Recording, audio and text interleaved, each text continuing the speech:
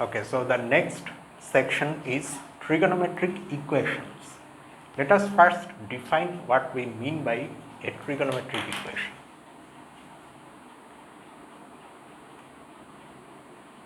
An equation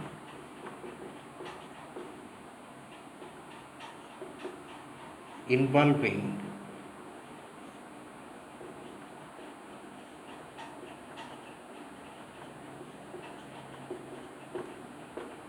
trigonometric functions of a variable which often is x is called a trigonometric equation.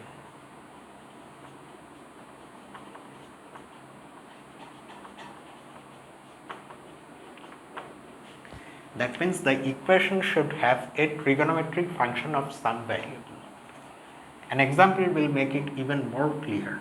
For example,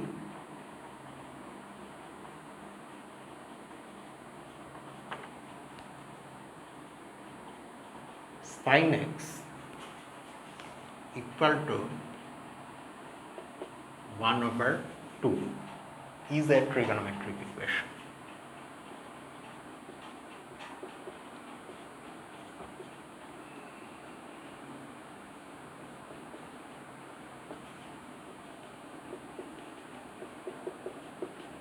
Because this equation involves a trigonometric function of a variable. Let me now show a non-example also. Note that x equal to, say, sin pi over 2 is not a trigonometric equation.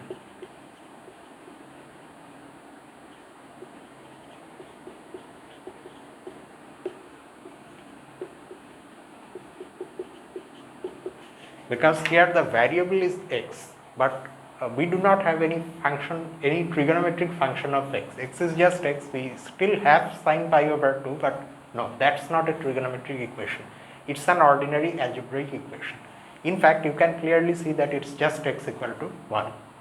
Okay, so if you have this type of thing where the unknown quantity appears within a trigonometric function as the input of that function, then that equation is trigonometric equation.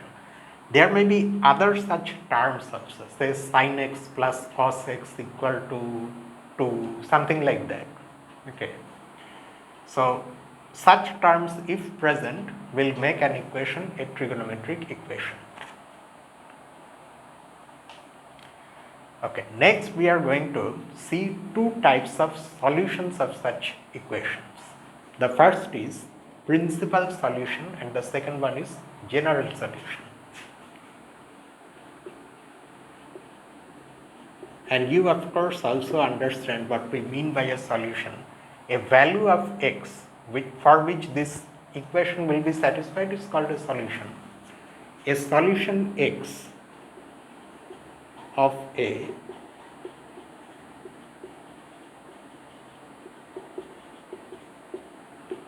trigonometric equation is called a principal solution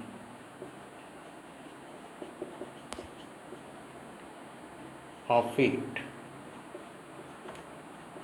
if these inequalities are true, that x is non-negative, x is either 0 or positive, and x is less than the real number 2 pi.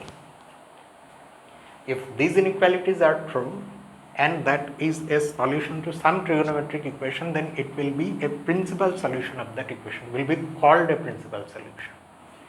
Next comes the general solution of an equation, which is this.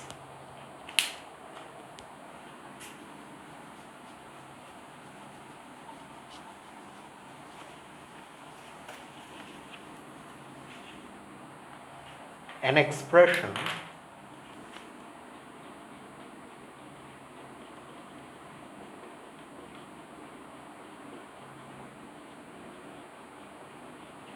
involving an integer variable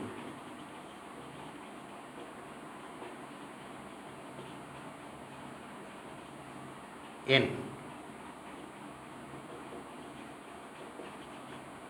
which gives all the solutions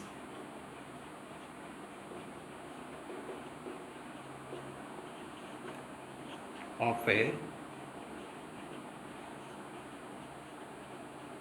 trigonometric equation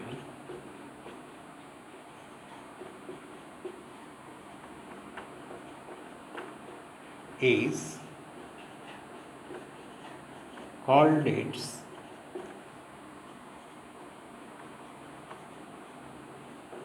general solution. So the general solution is not a single solution, but rather it's an expression in which we have all the solutions.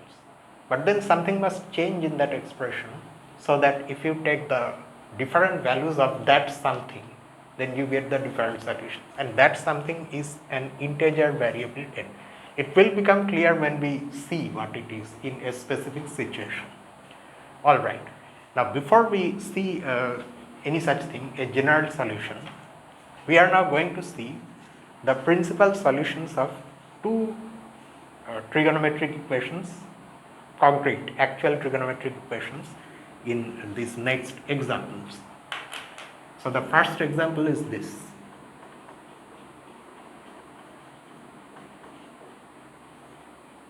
Find the principal solutions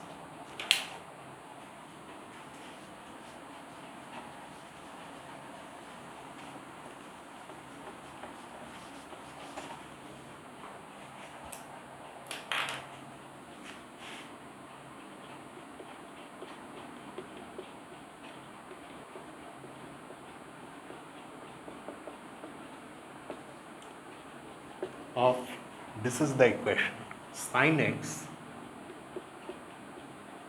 equal to this square root of 3 divided by 2.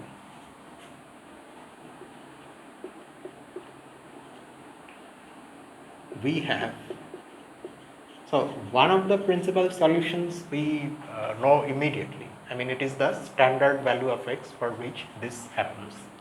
What is the x value in degree for which this happens? 60 degree.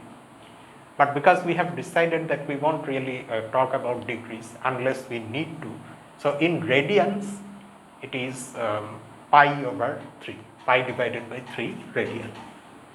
So sine pi over 3 is this, and also sine 2 pi over 3, which turns out to be sine pi minus pi over 3, is equal to this. Now there of course is a formula that lets you write this as just sine pi over 3, but because I have already told you that I don't like to remember those formulas, so let me just expand this the usual way, that is, which uses the sine a minus b formula.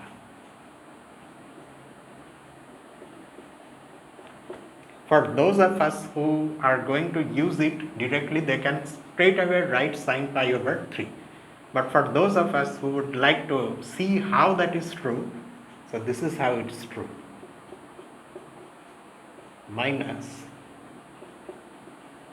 cos pi sine pi over 3. Now sine pi is 0 and cos pi is minus 1. In fact, let me just write that.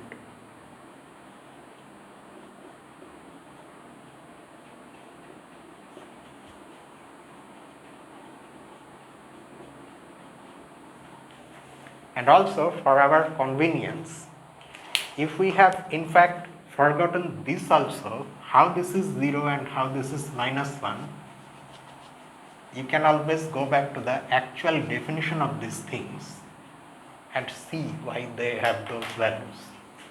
That is by imagining the unit circle centered at the origin.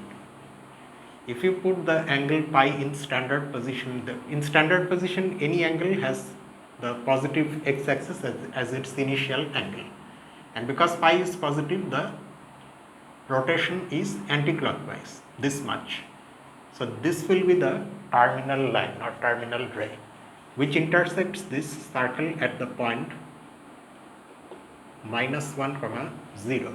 So this is your angle pi when put in standard position.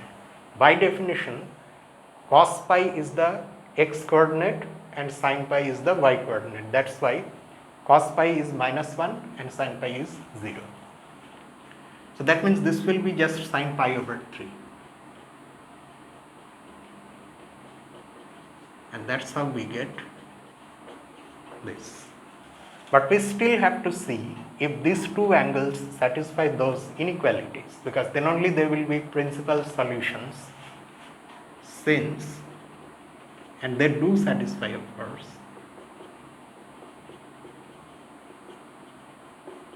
and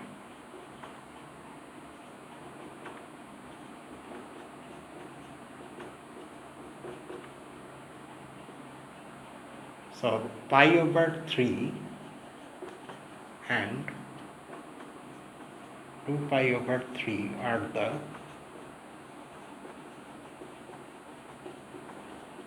principal solutions of the given equation. But this solution, this entire thing, leaves two questions unanswered. The first is, how do we know, how do we find these solutions? One of them, of course, luckily it turns out to be a standard angle, but that may not be the case always. In this very simple equation, it is that you can immediately say what one of the values is. The other value, however, seems to be just ad hoc. I mean, suddenly we think, oh, this may also be another principal solution. So the solution doesn't make it clear how to find these values. It only shows that if you think of these values, then okay, they are solutions, principal solutions. That's the first thing. That's somewhat problematic. The second thing is this, the principal solutions. How do we know that these two are the only principal solutions? Maybe there are others. If so, how to find them? And that also, why would I go for another solution? That question also comes. No, if I have already found one principal solution, how do I know that another exists? And why should I stop here itself? Maybe just now I said that maybe some other principal solutions also exist. This doesn't make it clear. This solution doesn't make that clear. Okay, so with that somewhat vagueness and with these questions unanswered, let's see the next example. These things will be addressed, okay? It's not that we are going to leave them. So the next example is similar, and again here also those two unsatisfactory unanswered questions will remain. Find the, do you notice this definite article the? Here also we are being asked to find the principal solutions. That means all of them. Oh, nice. So I can just simply continue this. Principal solutions of this time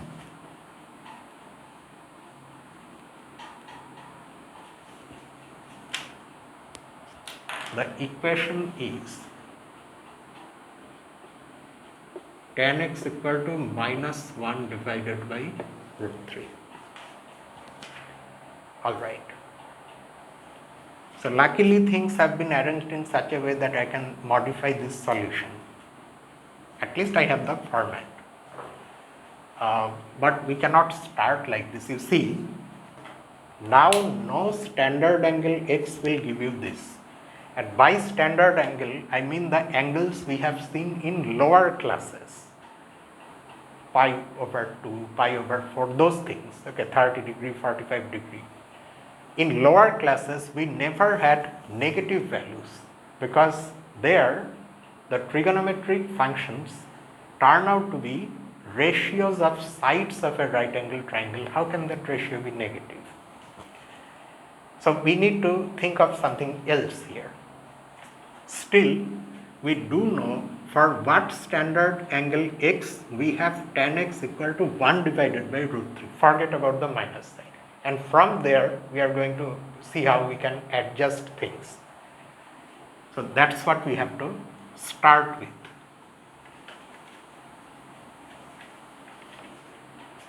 So let us first write that we have, and what was that value? Tan 30 degree is 1 divided by root 3.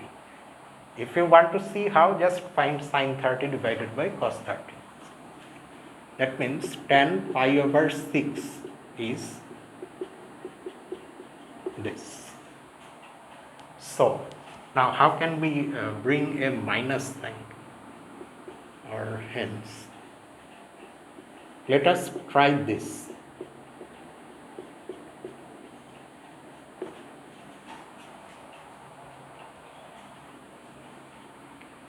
This by the formula for tan a minus b is tan pi minus tan pi over 6 divided by 1 plus tan pi over 6. But wait, can you apply this formula? There was a condition, if you recall, you cannot always apply this formula. You can do so only when the angles are not odd multiples of pi over 2. This we need for avoiding zero denominator. That's because when you are talking about tan, obviously cos is there in the denominator. That should not be 0. So we avoid odd multiples of pi over 2. Is this an odd multiple of pi over 2? No.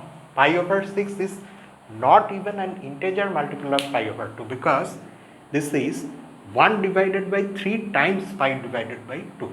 It's a fractional multiple of pi over 2. So there is no danger with this one. What about pi?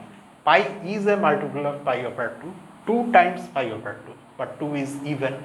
So there is no problem here also. And that's why we can use this formula. This is how you should verify every time you do something in maths. No, you apply some result. First you make sure if it is applicable, otherwise everything will go wrong. Alright, so now sin pi is 0. Tan pi over 6 is this. It comes from here.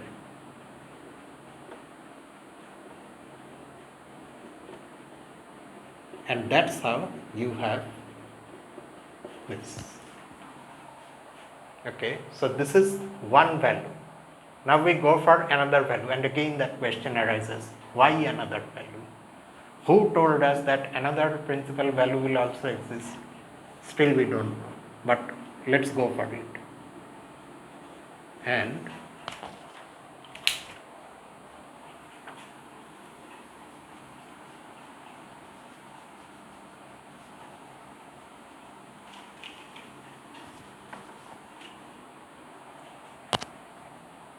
this time let's try tan 2 pi minus pi over 6. Here also already there was no problem with this value. What is 2 pi as a multiple of pi over 2? 4 times pi over 2. 4 is even, it's not odd, so here also we can apply our usual formula.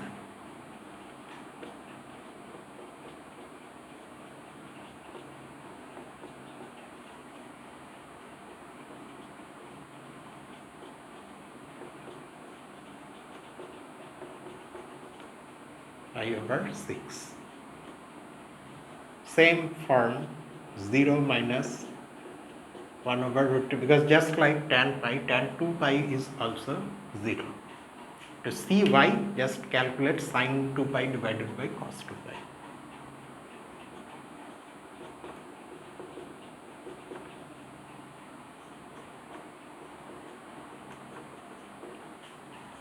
Okay, so now what are the angles? This angle is 5 pi divided by 6, and this angle is 12 minus 1, 11 pi divided by 6. Now we see if they are principal solutions, and they are, since what is that, 5 pi over 6 is less than 2 pi, because if you multiply by 6 you are going to get 5 pi less than 12 pi, which is true, and which is true means from that inequality you can get this one by dividing by 6. Just like that we have this, because 12 pi again is greater than 11 pi. So this and 11 pi over 6 are the principal solutions.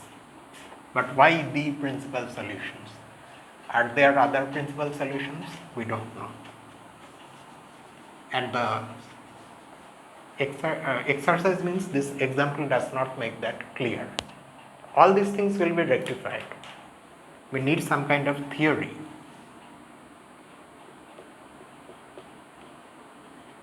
Are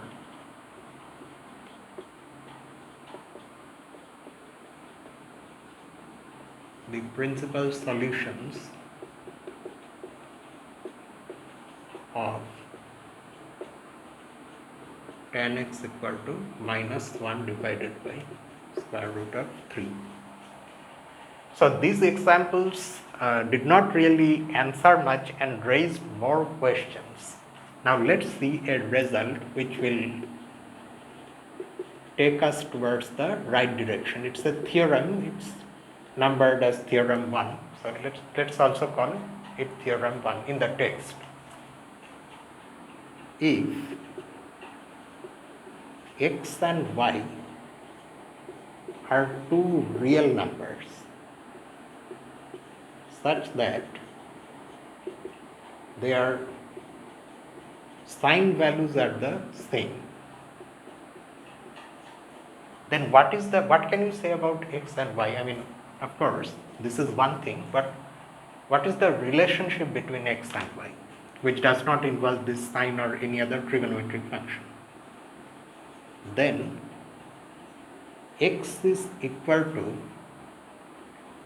n pi plus minus 1 to the power n times y for some integer n. Now if you have a variable x here and a known concrete number y here, say you take y equal to pi over 2 so that you get sin x equal to 1, then this should be the thing.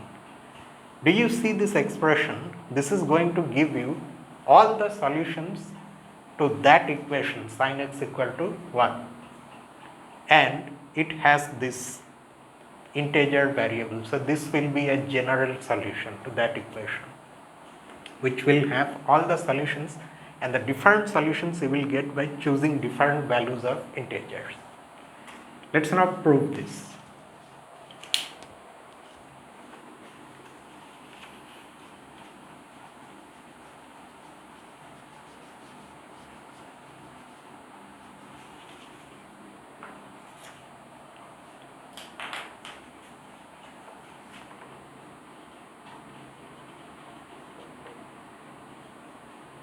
We have, so all we have is this equation. We have to somehow modify it and ultimately get this. Sin x equal to sin y. This implies sin x minus sin y equal to 0. Now recall the formula for sin x minus sin y. X plus y divided by 2 and x minus y divided by 2 invariably appear in these type of formulas. Now because you have sin, so and minus, so the terms will be cross terms, I mean sin and cos both will be there. And because we have minus, cos will come first. That is 2 times cos x plus y divided by 2 times, and then sin comes x minus y divided by 2 is equal to 0. We already have figured out a way of remembering these formulas. Now, if you have sin, then you will have both sin and cos. If there was plus, sin would have come first, cos after that, but now we have minus, so cos comes first. Alright, so what does this mean? This means that this is equal to 0 or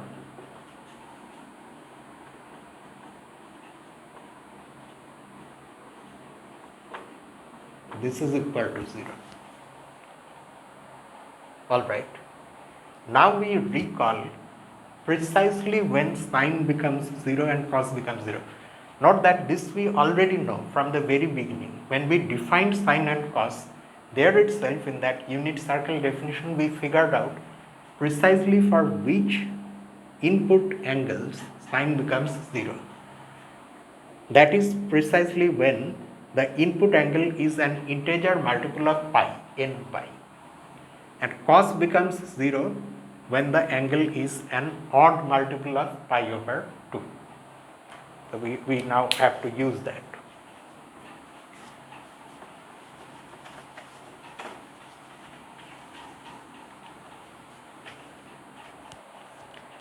So this means x plus y divided by 2 should be an odd integer multiple of pi divided by 2. So this implies x plus y divided by 2 is some odd multiple of pi over 2. Say 2m1 plus 1 times pi divided by 2. I write m1 because I will need to also write another integer m2. You can write anything. You can write a and b for some integer m1, or this can also be 0. Actually this or includes and. This is that thing, inclusive or from logic. If we say something is true or something else is true, usually in mathematics this means that it also includes the case that both of them can also be true at the same time.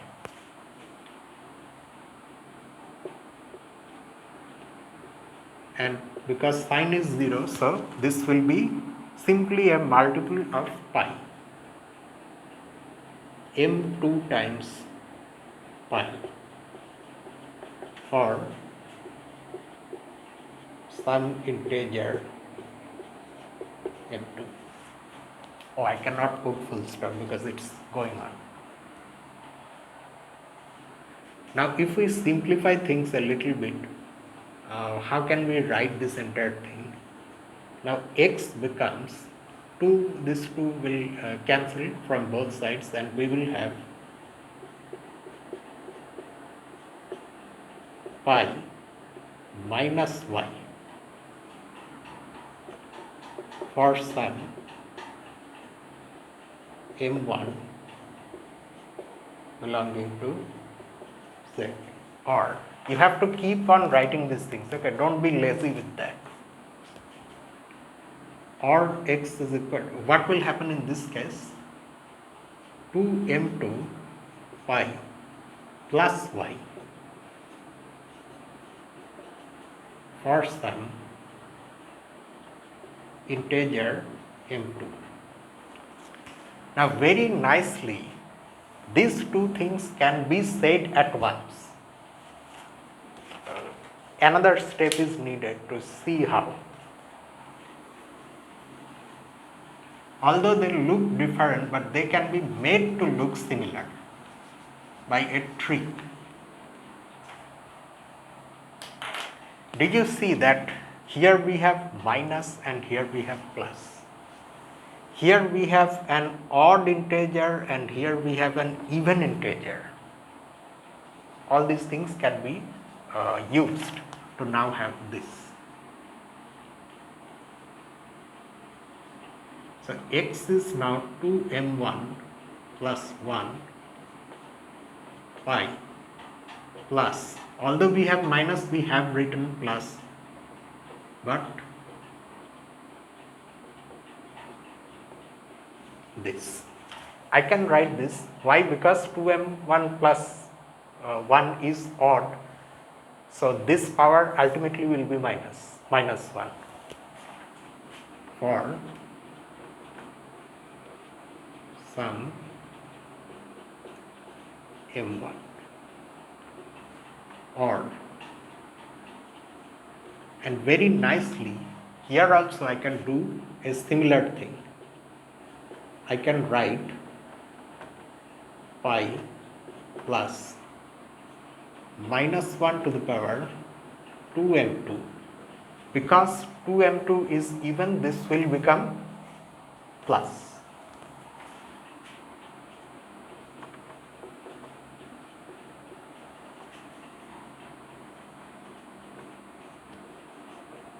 So ultimately, what do you see here?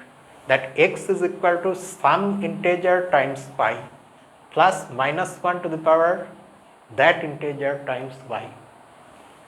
Or again, x is equal to some integer times pi plus minus 1 to the power that integer times y. That is why, in general, whether we have this or this, it can at once be written like this. N pi, some integer times pi plus minus 1 to the power that integer times y, for some n belonging to z. If n is odd, you have this case. If n is even, you have this case. That's how we have this result. Alright. Now let's go back to the first example and address those questions. Because now we have this general result, so we can use it to calculate the general solution to that equation. What was the equation? Sin x equal to square root of 3 divided by 2. Now, you can write root 3 divided by 2 as sin 60 degree, which means pi over 3. X is x and y is, say, pi over 3. What does this theorem say? Then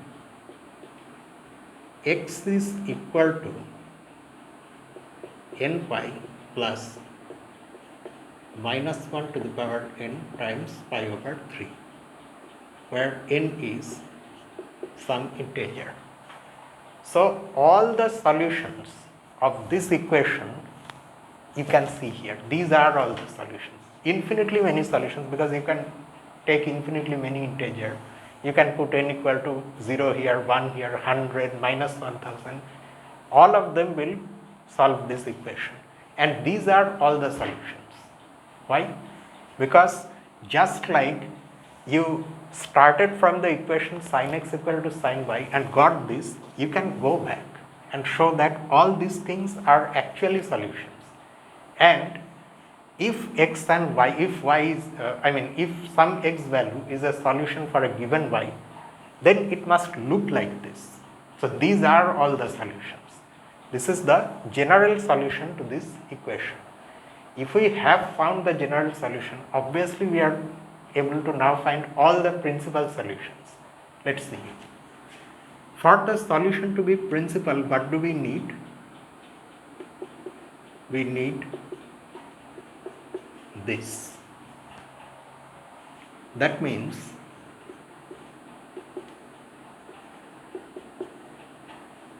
we can just use this expression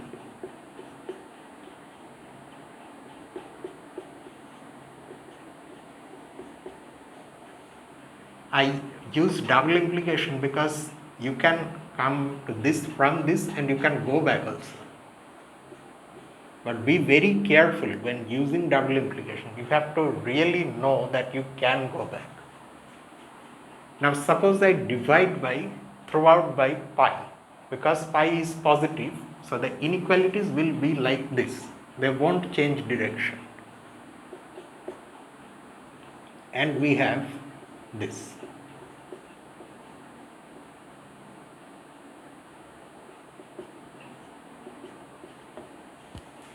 How do I know that I can go back from this to this? Multiply by pi. That's it. Alright.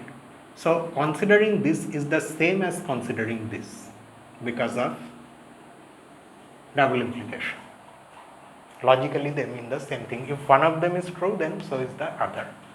But now what can we say about this n from these things? Let us see. Now further simplify by considering the two cases separately. What happens if n is even and what happens if n is odd? Suppose n is even. Then something will happen to these things. No? If n is even, this power of minus 1 will be plus 1 and we will have this.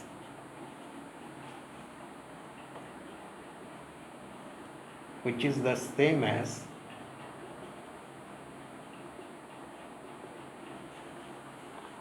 and this is what 6 minus 1 is 5. 5 divided by 3. So 5 divided by 3 is what? 5 divided by 3 is 1 point something. So n needs to be an integer less than 1 point something. N can either be 0 or 1, which satisfies all these inequalities now. However, n needs to be even. So n has to be equal to 0. That is the only possibility in this case. What do you get if you put n equal to 0 here?